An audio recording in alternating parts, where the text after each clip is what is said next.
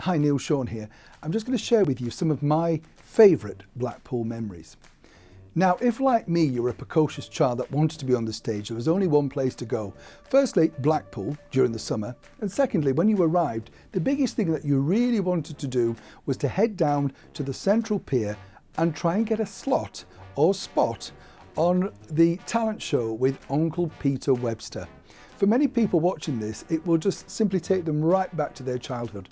Peter Webster, of course, made Blackpool his home, and he was a huge impresario. He also put shows on all the major theatres and was famous for discovering, of course, The Bachelors, because he held them to a contract when they hit #1.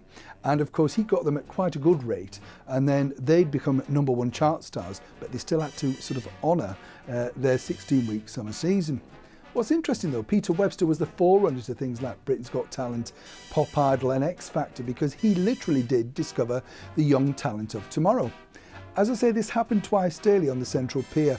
And if, like me, you stayed in a boarding house, which we did, just off Central Drive with a wonderful lady called Mrs. Lightbound. She put on bed breakfast and optional evening meal.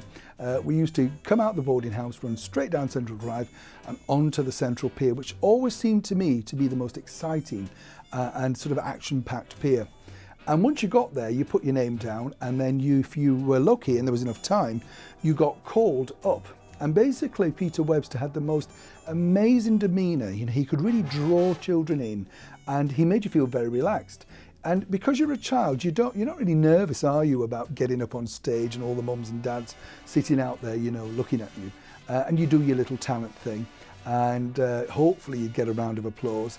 And I was fortunate enough once to win one of the heats at Uncle Peter Webster's, and I believe I won an Ovaltine mug and a tin of Ovaltine, and I think a post office voucher.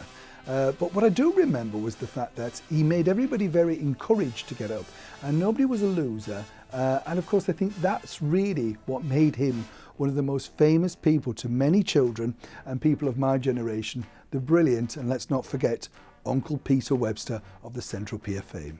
Thanks for watching.